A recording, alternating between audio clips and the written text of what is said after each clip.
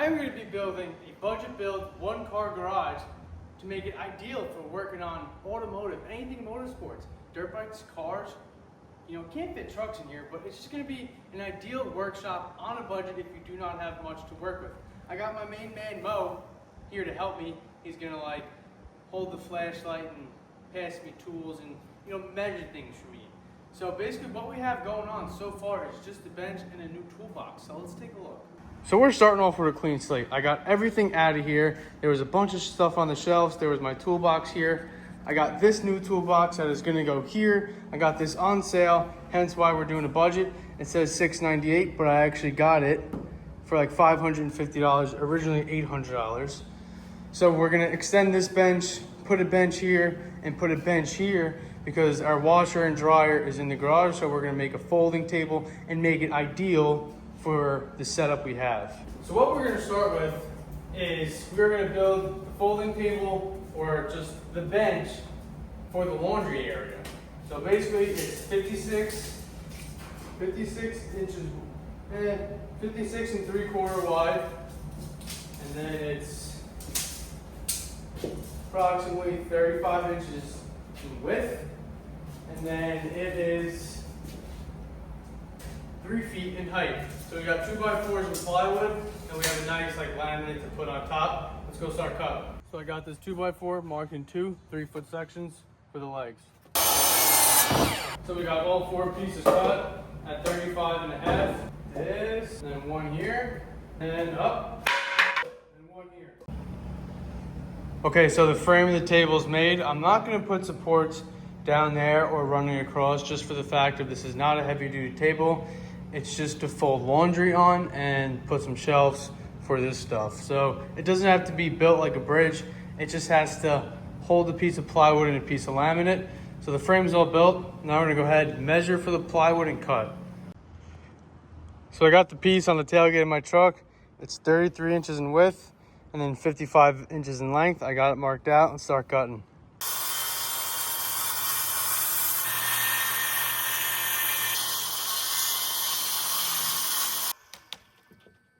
Alright, I hope I cut this right. And bam. Got yourself a table. Alright, so I got the top piece cut. It's just a thin layer of basically like cardboard that's like smooth this way when you're folding clothes. You know, you can't fold clothes on plywood. This was actually very hard to cut, so the lines, you know, aren't the greatest, but it'll do. We're gonna go ahead and clean it up and then nail it down. We're cutting 4 35-inch pieces of 2x4. So now for the bracing, it's 4 21-inch pieces going in between them for both sides, and then we'll have to do the lengthwise section. Okay, so we got most of the framing done on this, basically all of it. I connected the folding table to this bench just by 2 9-inch pieces of 2x4, connecting it, and then, you know, it's good or whatever. Now we're gonna lay plywood on it.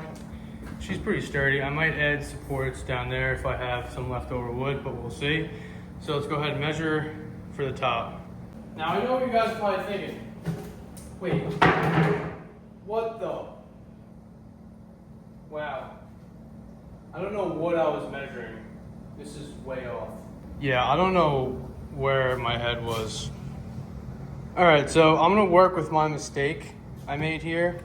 So I cut out, well, I marked out this box. We're gonna cut it and we're gonna slide it past whatever this is. And then it's gonna butt up against this, hopefully. Okay, I fixed my mistake with something, I guess, that makes sense. I had this cut out, now it fits. Now, we're gonna have to measure this and let's hope that we don't mess this up, and let's go cut it out. All right, here we have it. We got the top laid down. Now we're just going to screw these down. These are 2 separate pieces. Working with what I have, I only got 1 sheet of plywood. Remember, budget build. We're not going out balling out on a budget. The piece is not cut perfectly, but what are you going to do? Oh well. So this area is just about complete. Pretty simple, just 4 legs, and connected them. And kind of so it's like it's one piece. You know, maybe I should have overlapped this one to here, But like I said, just a simple one-car garage build. So now I'm just gonna slide the toolbox over here and get it under the bench this way it's out of the way. And then we can see what we're gonna do next.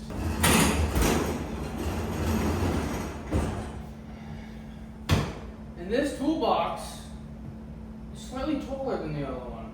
So to fix the toolbox not fitting under there, I cut a 19-inch piece of 2x4, slid it under and screwed it in.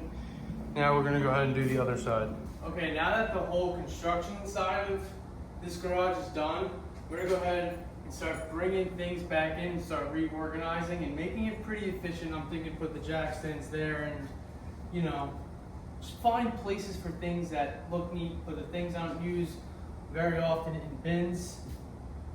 And then we're gonna bring my toolbox in and start loading up the new toolbox with the tools that are in my old box. So I got all the stuff that used to be on the shelf just in bins.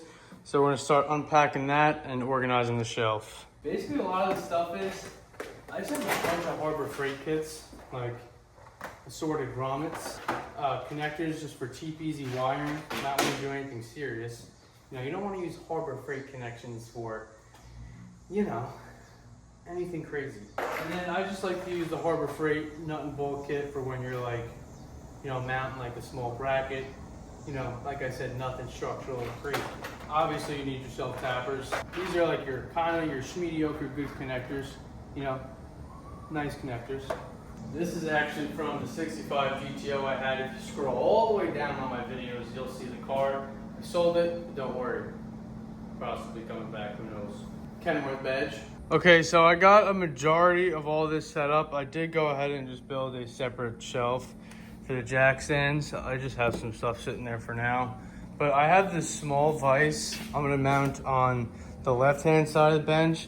And I'm gonna go ahead and see if I could go to like a, you know, like a flea market and find like a big 6-inch vise to bolt down here. But I'm just gonna put this one on this end for like little stuff that, you know, we don't gotta really crank on. One bolt tight.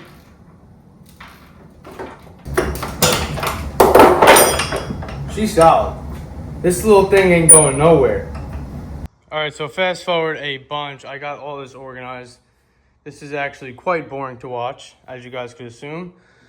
So, got everything organized, got the vise mounted up, got the chargers mounted up, got the chains for the hoist mounted up, the levels under here is all organized. The chair is going to be the only thing that's coming out frequently. The dolly for the motor we're picking up soon. Our nuts and bolt cabinet, we just got nuts, bolts, you know, whatever, all up in there. And then our toolbox is all done.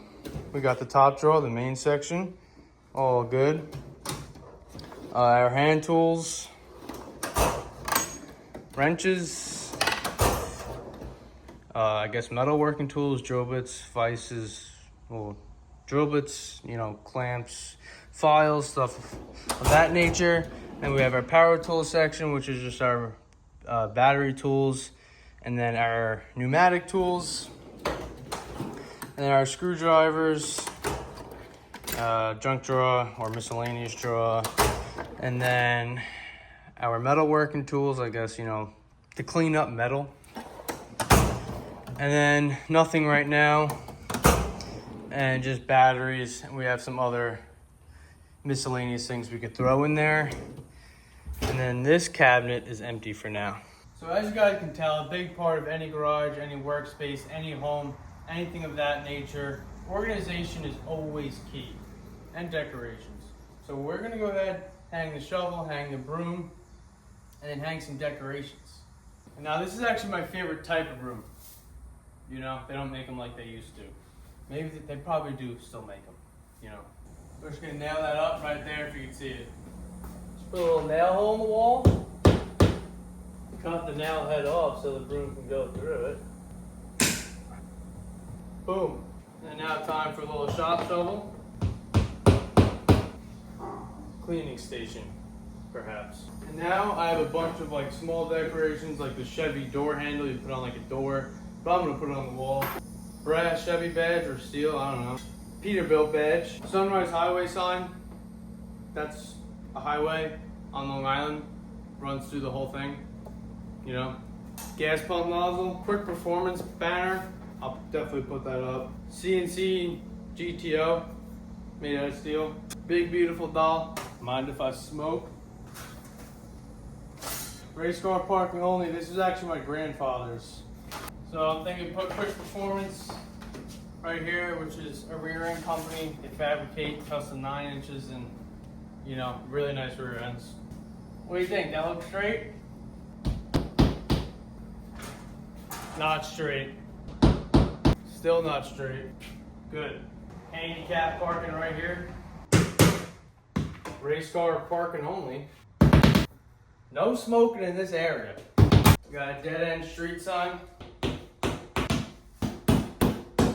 Broken Avenue was actually the block my old shop used to be on in Long Island. If you don't know, Long Island's in New York. It's an island in New York. We got a Sunrise Highway sign. Remember, highway on Long Island. Mind if I smoke? I hope you don't mind. Muscle Light Garage is actually what the channel used to be called, because back on Long Island, my friends and I used to have a shop and we all had a bunch of classic cars. So, muscle cars, you know, you get it. So basically each one of these signs tells a story, which is why I have them and why I've kept them. The Muscle Light Garage one, the big beautiful doll, the exit sign, the Mind If I Smoke, the Sunrise Highway, the dead end street, Brooklyn Avenue, the quick performance, the race car parking only. Everything I have basically in this garage tells a story. Hence why I put so much time into making it the best I can for what I am doing. That is going to conclude it for this video. This was a budget build garage. Hence why I didn't go out. If you don't include the toolbox, I am in this garage about 200 bucks right now to get it set up. I have been collecting tools, you know, nuts and bolts and signs and all the automotive necessities for years now. So I didn't have to make that first big initial investment to get it started in this garage. So all I had to basically do was get some wood and do some contracting. You know, don't hate, educate, you know what I mean? So thank you guys for watching. We'll see you in the next one, and stay tuned for the C6 Corvette budget build.